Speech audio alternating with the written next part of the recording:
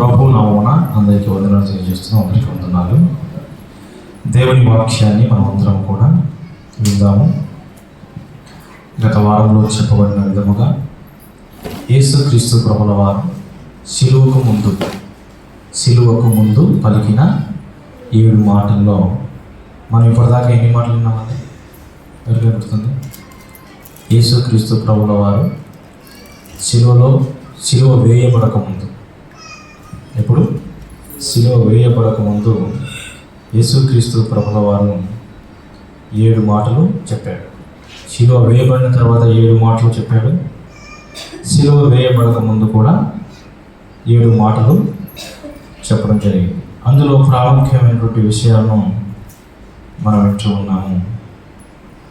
అయితే ప్రభునందులారా, పోయిన వారంలో అంటే ఆల్నైట్ ప్రార్థనలో ఈ గిన్నె నా యుద్ధ నుండి తొలగించుము అని ఏం చేశాడండి? ప్రార్థన చేశాడు. అంటే దేవునితో మాట్లాడాడు, తండ్రి అయిన దేవునితో మాట్లాడాడు. ఇక రెండవ మాట ఏంటి అంటే, అది ఈరోజు మనం వినం, కానీ అది శనివారమే వింటాం, ఎందుకంటే ప్రార్థనకు సంబంధించింది కాబట్టి. రెండవ మాట 41వ వచనంలో, మత్తయి సువార్త 26:41లో, మీరు శోధనలో ప్రవేశించకుండాన్నట్టు మెలకువగా ఉండి ప్రార్థన చేయండి. ఇది ఎన్నో మాట అండి? మొదటి మాట ఎవరితో మాట్లాడాడు? తండ్రి అయిన దేవునితో మాట్లాడాడు. రెండవ మాట ఎవరితో మాట్లాడాడు? శిష్యులతో మాట్లాడాడు. ఈ రెండవ మాటను శనివారం రోజు మనము జ్ఞాపనం, నిన్నే చెప్పవలసింది, నేను ప్రధాన కార్యక్రమానికి ఆదోనికి వెళ్ళడం ద్వారా రాలేకపోయాను. అయితే రేపు శనివారం ఈ రెండవ మాట విందాము. మరి రెండవ మాట శనివారం వింటున్నామంటే ఈరోజు ఎన్నో మాట వింటున్నాము? 3వ మాట మనం విందాం. ఈ 3వ మాట ఏంటి అంటే, ప్రభునందులారా, అక్కడే మత్తయి సువార్త 26వ అధ్యాయంలో మనం గమనించినట్లయితే 50వ వచనం, యేసు అని ఇక్కడ 2 అక్షరాల పదం రాయబడింది. ఈ 2 అక్షరాల పదం తర్వాత ఏముంది? ఆ చెలికాడ యేసుకు మధ్యలో ఏముంది? డ్యాష్ ఉంది కదా.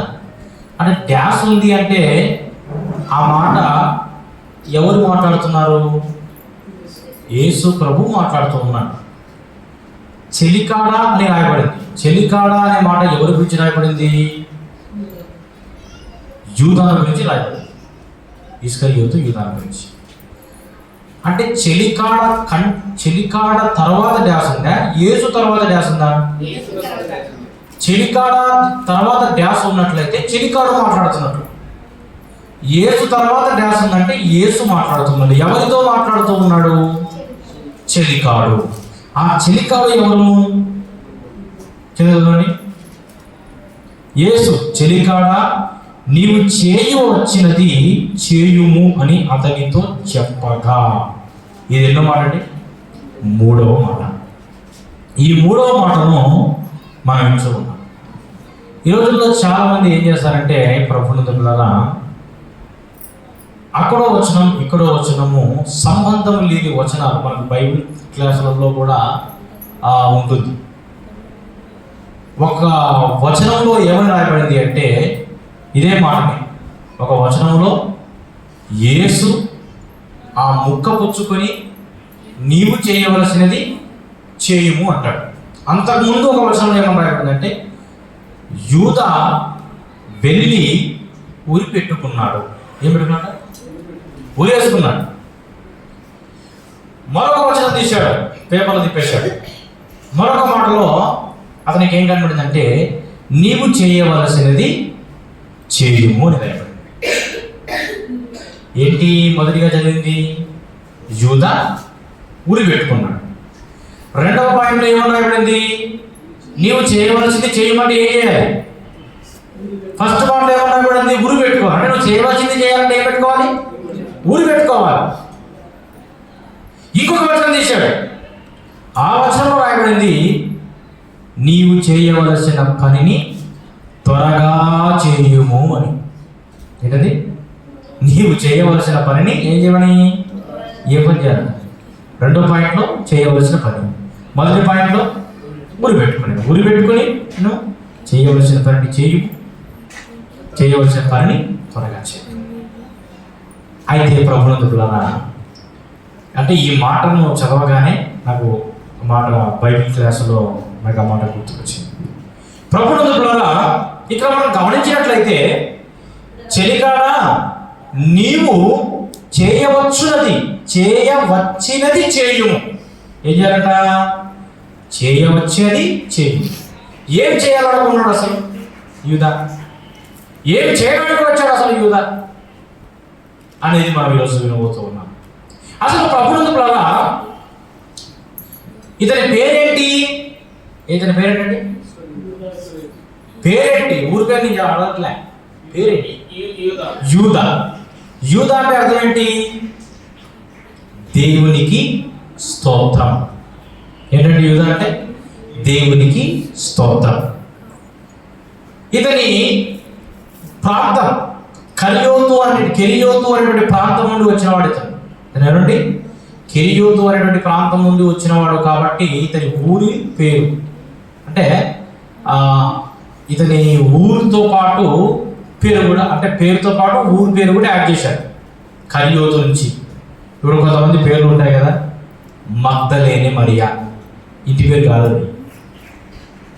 ఏ పేరు అది? మగ్దలేనే మరియా అనేటువంటి పేరులో ఆమె మగ్దల్ అనేటువంటి ప్రాంతం నుంచి వచ్చింది కాబట్టి ఆమె మగ్దలేనే మరియా, ఇస్కరియోతు, యూదా, ఇలా కొందరు పేర్లు ఊర్లతో పిలుస్తారు. అయితే కెరియోతు ప్రాంతం నుండి వచ్చినాడు కాబట్టి ఇతన్ని ఇస్కరియోతు యూదా అంటారు. అయితే ప్రభునందుకులారా, ఇతని తండ్రి పేరు ఏంటంటే బైబిల్ గ్రంథంలో రాయబడినట్టుగా ఇతని తండ్రి పేరు సీమోను. ఇతని తండ్రి పేరు ఏంటండి? సీమోను. అయితే ప్రభునందుకులారా, ఈ కెరియోతు అనేటువంటి ప్రాంతం నుండి ఇతను ఒక్కడే వచ్చాడు. వారి శిష్యుల్లో ఇంకెవరు లేరు. వారి శిష్యుల్లో కెరియోతు ప్రాంతం కలిగినటువంటి వారు ఎవరంటే ఇతను ఒక్కడే. ఇతని గురించి బైబిల్లో కొన్ని మాటలు రాయబడ్డాయి, చదువుకుందాం. మత్తయి సువార్త 10:4 ఒకసారి. మత్తయి సువార్త 10:4. పాటలు పాడేటప్పుడు చాలా మంది ఉంటారు, కానీ ఎందుకో వాక్యం చెప్పేటప్పుడు తగ్గిపోతారు. ఎందుకు? ఏంటండి కారణం? వాక్యం వెళ్ళలేకపోతున్నదా? ఎక్కువైపోయిందా వాక్యం? ఏదో అవసరాల కొరకు వెళ్ళారంటే సరిపోతుంది. పోయి ఇంకా రాకపోతే ఎట్లా? చదవండి. కనానీయుడైన సీమోను ఆయనను అప్పగించిన ఇతని గురించి ఏమని రాయబడిందండి? ఆయనను అప్పగించిన. చూడండి, అతని పేరు గురించి ఏమని రాయబడిందండి? ఆయనను అప్పగించిన ఇస్కరియోతు యూదా. ఆయన అప్పగించిన వాడు అన్నమాట. అయితే ప్రభువులారా, ఇంకొక మాట అంటే యేసును అప్పగించిన వాడు అని ఇతని గురించి రాయబడింది. మత్తయి సువార్త చదివాం కదా. ఇప్పుడు లూకా సువార్త 6:16 చదవండి. 6:16. యాకోబు సహోదరుడైన యూదా ద్రోహియగు ఇస్కరియోతు యూదా. మొదటిది ఏం చదివాము అతని గురించి? అంటే మనం ఎవరి గురించి చదువుతున్నాము? ఇస్కరియోతు యూదా గురించి. అయితే ప్రభువులారా, ఒకసారి మనం గమనించినట్లయితే ఆయనను అప్పగించిన ఇస్కరియోతు యూదా. రెండవది ఇతని గురించి ఏమని రాయబడిందండి? ఇతను ఎవరంట? ద్రోహి. ఇతను ఎవరండి?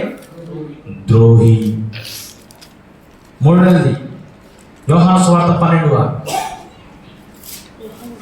వాక్యం చెప్పేటప్పుడు వాక్యం మాత్రమే వినండి. మొబైల్ చూడకండి, సెల్ ఫోన్లు వాడకండి. చదవండి. వాడిలాగు చెప్పినది బీదల మీద శ్రద్ధ కలిగి కాదు, కానీ వాడు దొంగ అయినప్పుడు. చెప్పండి, ఇతని గురించి ఏమన్నా రాయబడింది? ఫస్ట్ ఏమన్నా రాయబడింది ఇతని గురించి?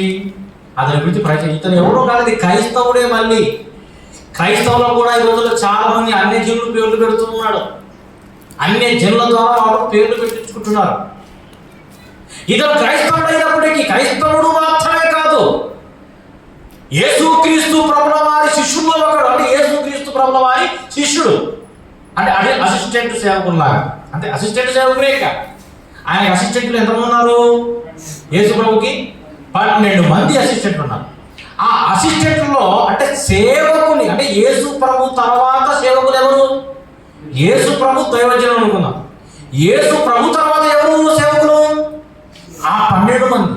ఆ 12 మందిలో ఎవరు అంటే ఇతను కూడా సేవకులే కదండి. అతని తర్వాత ఎవరంటే ఇతనే. మరి ఇతని గురించి భక్తులు ఇతని గురించి బైబిల్లో ఏమని రాశారు? ఒక చోట ఏమో మత్తయి ఏమో ఏం రాశాడు? యేసును అప్పగించిన వాడు ఇతను. తర్వాత లూకా ఏం రాశాడు? ఇతను ఒక ద్రోహి. తర్వాత యోహాను ఏం రాశాడు? యోహాను ఏం రాశాడు? అందరూ అపోస్తలులండి. ఇతను దొంగ. మత్తయి ఒకలాగా చెప్పాడు, లూకా ఒకలాగా చెప్పాడు, యోహాను ఒకలాగా చెప్పాడు. దొంగ అంట, ద్రోహి అంట, యేసును అప్పగించిన వాడంట. ఇక కొన్ని చోట్ల రాయబడింది యేసును వంచిన వాడు రాయబడింది.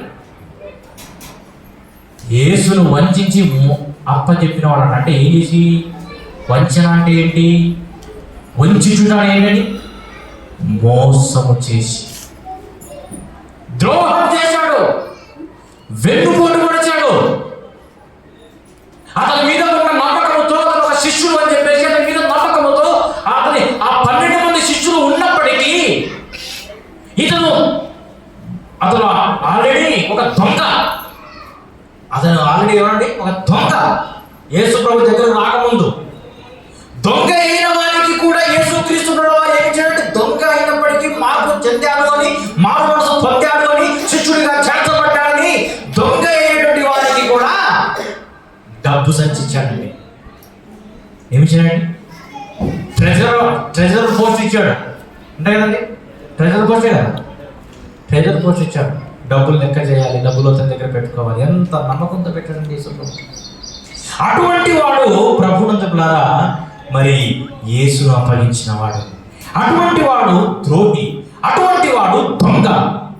అయితే ప్రభునందులారా ప్రతి క్రైస్తవుడు కూడా ప్రభునందులారా ఇటువంటి సాక్ష్యం కలిగి జీవించకూడదు. నిన్ను ద్రోహి అని పిలుస్తూ ఉన్నారు, నిన్ను దొంగ అని పిలుస్తూ ఉన్నారు. అలాగనే నీవు మోసం చేసేవాడిని పిలుస్తున్నారేమో ఒకసారి జ్ఞాపకం చేసుకో. ప్రతి క్రైస్తవుడు మంచి సాక్ష్యం కలిగి ఉండాలండి. మన ప్రవర్తనలో కానీ, మన మాటలో కానీ దేవుణ్ణి అమ్మేటువంటి వారంగా మనకు కనబడబోతుంది. దేనిలా కనబడుతుందండి? మన ప్రవర్తనలో, మాటల్లో ఇస్కరియోతు యూదా యేసుక్రీస్తుని ఏం చేశాడు? అమ్మేశాడు. మనం అమ్మేటువంటి వారంగా మనం ఉండకూడదండి. ప్రభునందులారా రోమీయుల రాష్ట్ర పత్రిక 2వ అధ్యాయం 24వ వచనం త్వరగా చదవండి. రోమ పత్రిక 2:24.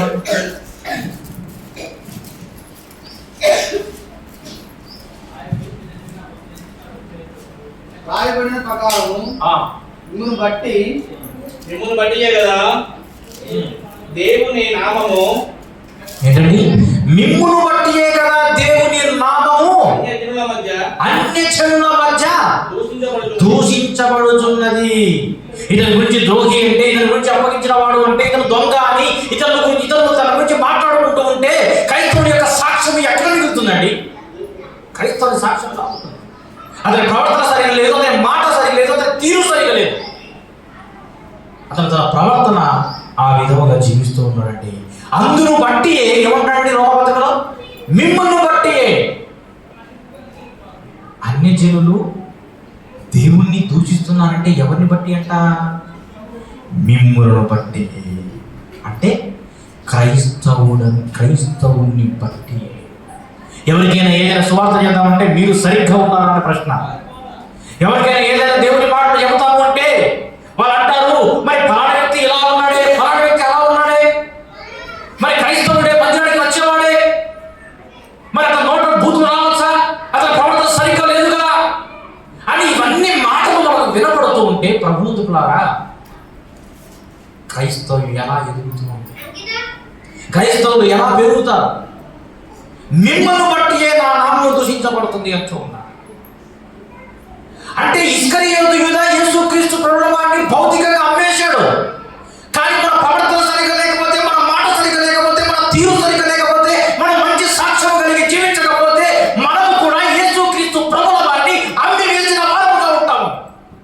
అమ్మి వేసిన వారం అవుతాము.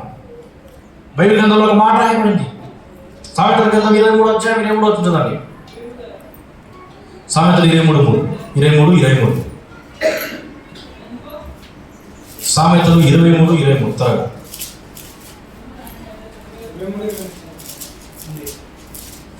సత్యమును సత్యం అంటే ఎవరంటే సత్యం అంటే ఏంటి? సత్యం అంటే యేసుక్రీస్తు ప్రభుల వారి సత్యం. సత్యమును అమ్మివేయక దాన్ని కొని ఏంటండి? సత్యమును అమ్మివేయక దాన్ని ఏం చేసుకోవాలంట? కొని ఉంచుకోవాలంట. సత్యమును అమ్మివేయక దాన్ని కొని ఉంచుకోవాలంట. యేసుక్రీస్తు ప్రభుల వారిని యూదా అమ్మివేశాడు, సత్యాన్ని అమ్మివేశాడు.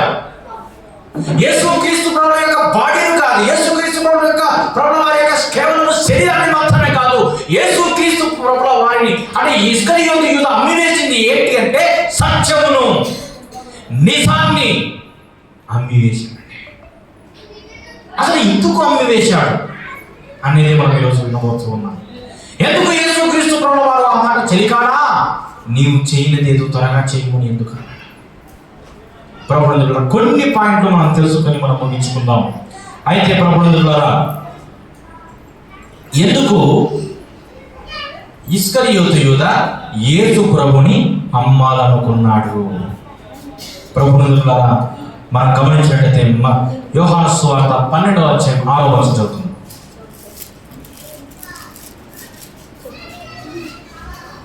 మూడు నుంచి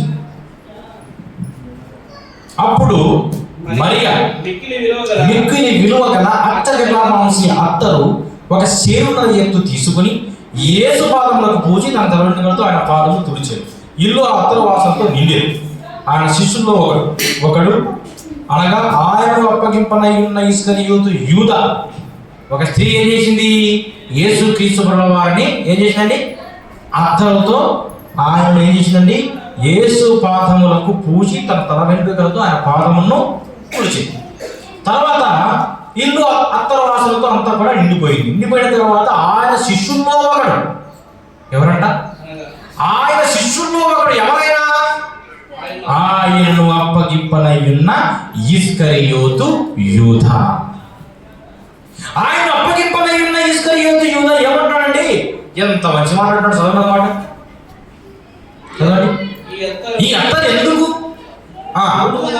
300 గ్రాములకు అమ్మి బీదలకు ఇయ్యలేదని ఏమన్నాడు? మంచి మాటనే. అత్తరు ఏం చేసినా యేసు పాదాలకి పూడ్చిన తర్వాత ఏం చేసింది? తల వెంట్రుకలతో తడిపింది. దాదాపుగా 300 దినారములు. ఒక్కో దినారము ఒకవేళ 100 రూపాయలు అయినప్పటికీ ఈ కాలం లెక్కల ప్రకారంగా దాదాపుగా ఒక 30,000 రూపాయలు అవుతుంది. ఎంత అవుతుందండి?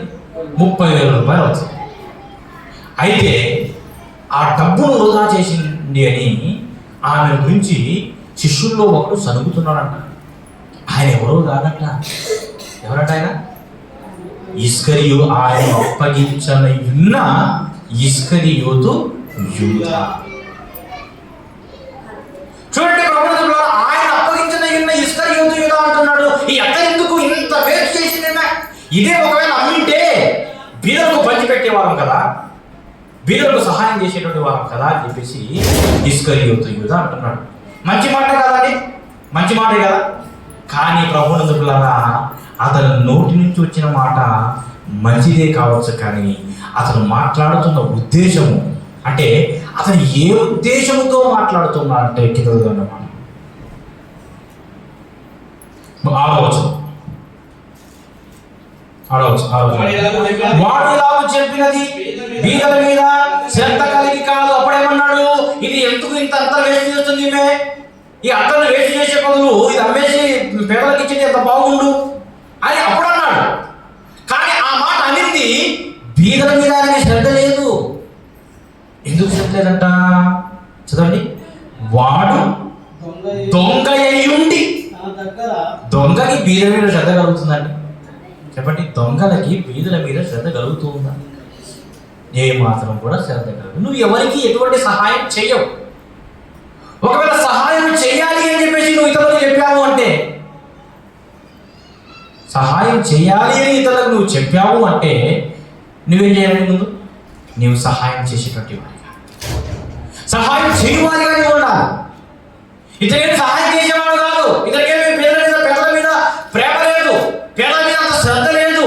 ఎట్లుంటుందండి దొంగకు? ఏమి శ్రద్ధ లేకపోయినప్పటికీ కూడా అతడు దొంగ అయి ఉండి తన దగ్గర డబ్బు సంచి ఉండినందున అందులో వేయబడినది. చదవండి. అందులో వేయబడినది దొంగిలించుచూ వచ్చిన కనుక అలాగూ చెప్పాను. వాడు దొంగ అండి, అతని దగ్గర డబ్బు సంచి ఉంది. ఒకవేళ ఏం చేస్తాడు ఆ డబ్బు సంచితో? అది అమ్మి బీదలకి, అది అమ్మిన తర్వాత 300 దినాలకు కడితే బీదలకి ఇచ్చేస్తాడు. ఇచ్చిన తర్వాత 300 దినాలంటే ఎంత? 30,000 రూపాయలు. ఒకవేళ ఇప్పుడు మొత్తం ఇతనే కదా మెయింటైన్ చేసేది, డబ్బు అంతా ఇతను ఒక ట్రెజర్, మొత్తం ఇతనే అంతా మెయింటైన్ చేస్తాడు. మరి మెయింటైన్ చేస్తే ఇప్పుడు 30,000 రూపాయల సరుకు లేకపోతే 30,000 నగదు ఒకవేళ పేదలకి పంచినా ఎంత పంచుతాడు? మహా అంటే ఒక 10,000 పంచుతాడు. మిగతా 20,000 వేసుకుంటాడు. ఏం చేస్తాడు? 30,000 రూపాయలు అందరికీ